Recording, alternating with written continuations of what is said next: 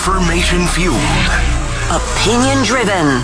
This is Nashville's Morning News with Dan Mandis. And so, my fellow Americans, We talk news. 7:07, Nashville's Morning News on Super Talk 99.7 WTN. Good morning to you, friends. I hope you are doing well. Want to welcome on into the program Brian Wilson. Brian, always great to have you on the program. It's nice to be welcomed. Well, good, Brian. I don't know what to say to that. Hey, real quick. One of the things we wrap this up from the last hour is Joe Biden and the fake town halls. Now, I don't know about you. I'm pretty sure you and I actually spoke about this very thing back during the election where they were using the same, town hall people, the audience members from an MSNBC town hall on an NBC town hall. And these people were saying, well, we're Joe Biden Democrat fans, but then on NBC they were portrayed as undecideds, and now we're finding out, oh yeah, these were all made up. Yeah, listen, it does raise questions. They will do anything when they are desperate, and they were desperate with Joe Biden. They wanted him to be reelected, and they were thinking they had to somehow get him across the goal line, and so they were doing all kinds of things, and we're now starting to find out just exactly how much it was being done to try to protect his image at a time when he really wasn't up to the task of being president of the United States. It's angering. Now, look. A lot of people say, well, the man's got cancer. You got to go easy on him. Come on, have some sympathy, have some empathy. No, I just can't, because they lied to us and now all's fair in love and war. That's the sort of their position. And absolutely, it's fair to point out that at a time when Biden was starting to get hammered and Jill Biden was getting hammered and the White House staff under Biden was getting hammered for keeping all of this information from us, all of a sudden, well, he's got cancer. I'm sorry, the timing is suspect, and it's still a really serious matter. You cannot have a president who is incapable of doing the job, and there are supposed to be, safeguards in place for this, and they were ignoring all of the safeguards. Well, and pay no attention. Right. Oh, it's not as bad as you think it is. It was bad. Well, and this isn't, I think you said, but this isn't about Joe Biden per se. I mean, it's about Joe Biden, but it's about all of the people that, aided and abetted in this clear cover-up. I mean, we're talking about his chief of staff, Ron Klain, is in the news today. They're saying that, he was the guy that was actually, doing the auto pens, and he was the one that was making all the decisions. Biden had absolutely no idea what was going on. You also, of course, have the media. Yeah. And obviously, I know that you agree with me on this. The media, the fact that they're writing, like Jake Tapper, they're writing their own books on their own cover-up and trying to make it like they're breaking news. No, you were part of the cover-up. I don't think that them ignoring Biden's clear cognitive decline, I don't think that was a mistake. I think that was purposeful. I think it was a cover-up. Yeah, well, definitely, there's some real questions that Jake Tapper needs to answer. And I know Jake a little. I wouldn't consider him a close friend, but I've been around him some. And a lot of people really like Jake Tapper as an individual. A lot of people think that of the more liberal journalists, he's one of the more, people who tried to play it up the middle. I don't buy that at all. I think he knew full well what was going on. And how in the world could you see the things that we were all seeing and come away without questions? Come on, Jake. The thing, I'm going to play you a quick piece of audio. I don't know if you've seen this, Brian, but Megyn Kelly and Jake Tapper. Have you seen this? No, I haven't, but I can imagine it's a pretty good mix-up. Oh, it certainly is. I'm just going to play you one parting shot, but this is Megyn Kelly basically saying that while the rest of the mainstream media and CNN and so forth, while they were just very much ignoring the problem with Joe Biden's cognitive decline, her ecosphere, which is, podcasts, and I'm going to put talk radio right in there, Brian, because we were, we were screaming about it too.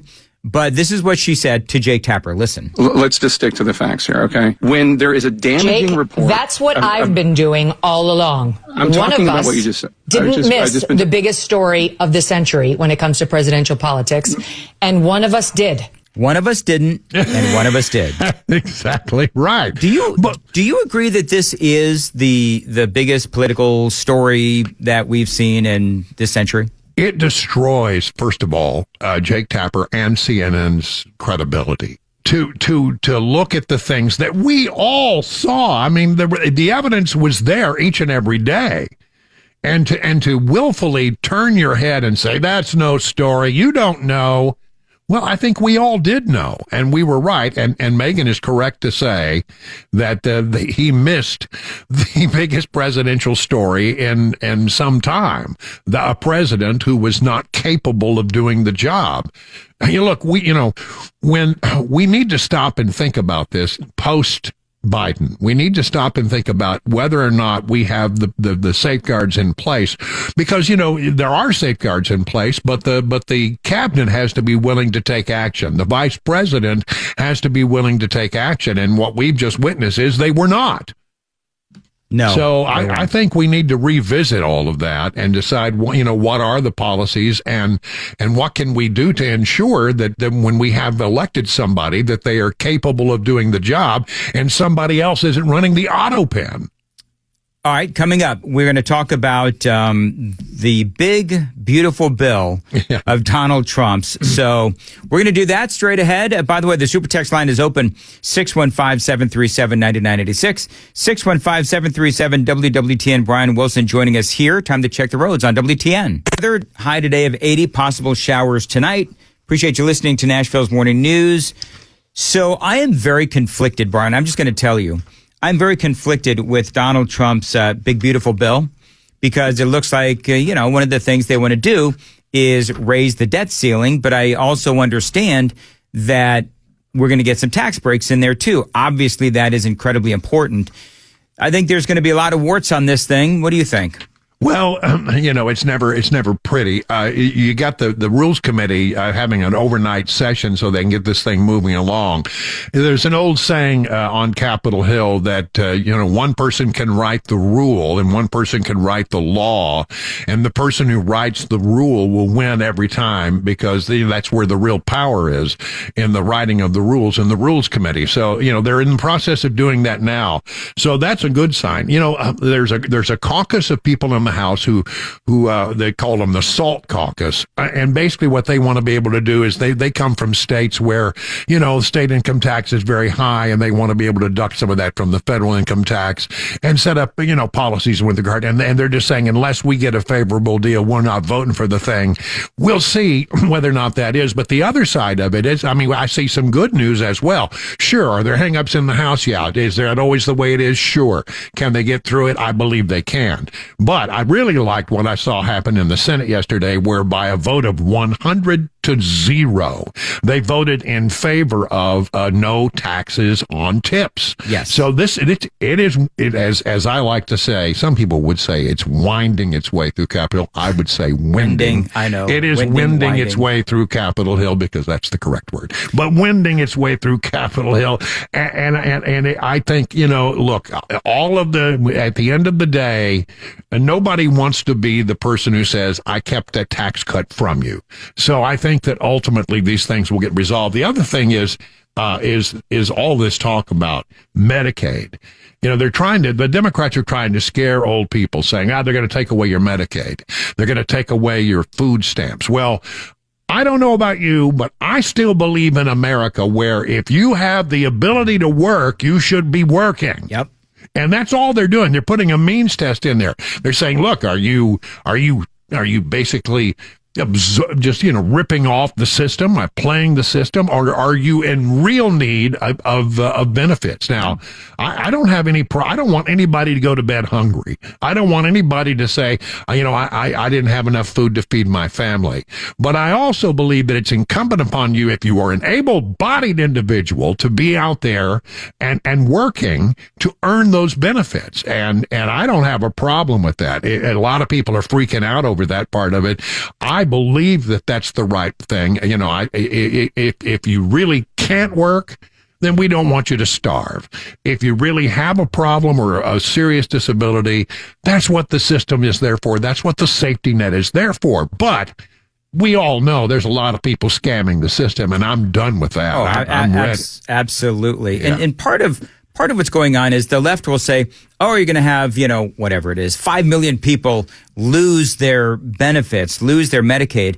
Well, if they're able-bodied adults, then they can go work at Walmart. They can go work at Target. They can go and earn a living, earn their keep like everyone else. Brian, real quick, I love this piece that you wrote. The headline is Nashville Immigration Battle Highlights the Cozy Relationship Between the City of Nashville and Murky Nonprofit Spending. And this was for our friends over there at the Tennessee Star. What I like about this is that I've been talking about this, where it's like, okay, this Tennessee Immigrant and Refugee Rights Coalition, this seems to me to be like, I don't know, I would say if they're getting grants from the federal government, then they're getting taxpayer dollars from us, basically to usurp what Donald Trump is trying to do. And they're failing audits. Yeah, I mean, it's sort of a big circular thing. So you got liberal politicians who will find these liberal nonprofit organizations and find a way to give them federal tax dollars to go out there and support their liberal causes. And in fact, some of them also have, what they call 501 4 C's, not 3 C's, mm-hmm. and that allows them to do some political stuff, some to go out there and to do lobbying and that sort of thing. And so, yeah, it is you scratch my back and I'm going to scratch yours. So you got Freddie O'Connell, who's out there saying, I'm catching all kinds of hell because people are upset that, the ICE came into our town and he needed some support. So he turned to these organizations that are out there that they have been funding to help them out. So it's a full circle thing. And I quite frankly, when I was digging around on, the Tennessee Immigrant, what is it called? Refugee Rights Coalition, TIRC, TIRRC.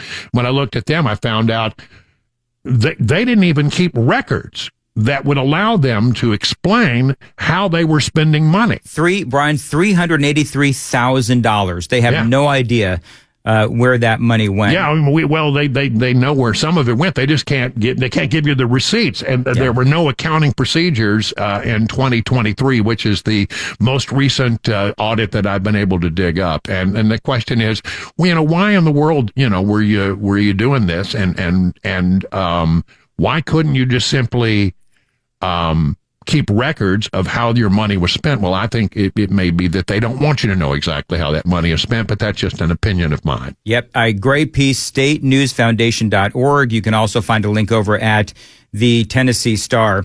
There's so much news, Brian, that we're talking about. Of course, we all know about the Joe Biden cancer cover-up as well as his cognitive cover-up.